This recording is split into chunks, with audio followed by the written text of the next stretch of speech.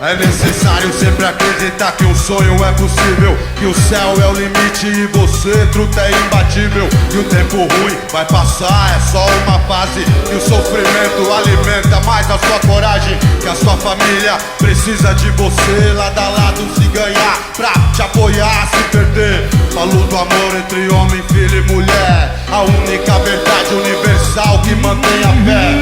Olha as crianças que é o futuro e a esperança, que ainda não conhece, não sente o que é ódio e ganância. Eu vejo o rico que teme perder a fortuna, enquanto o mano desempregado, viciado, se afunda. Falo do enfermo, irmão, falo do são, então falo da rua aqui pra esse louco mundão. Que o caminho da cura pode ser a doença, que o caminho do perdão às vezes é sentença. Desavença, treta e falsa união.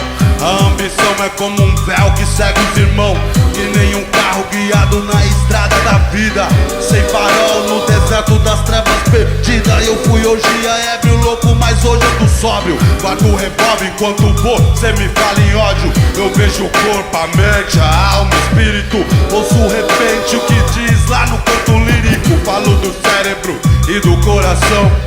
Vejo egoísmo e preconceito de irmão pra irmão.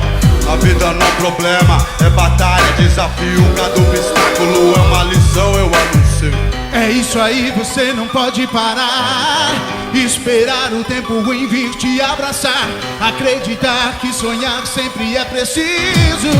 É o que mantém os irmãos várias vivos. Famílias, vários barracos, uma mina grávida e o mano tá lá trancafiado.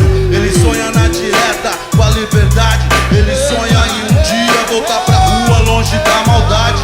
Na cidade grande é assim, você espera tempo bom e o que vem é só tempo ruim.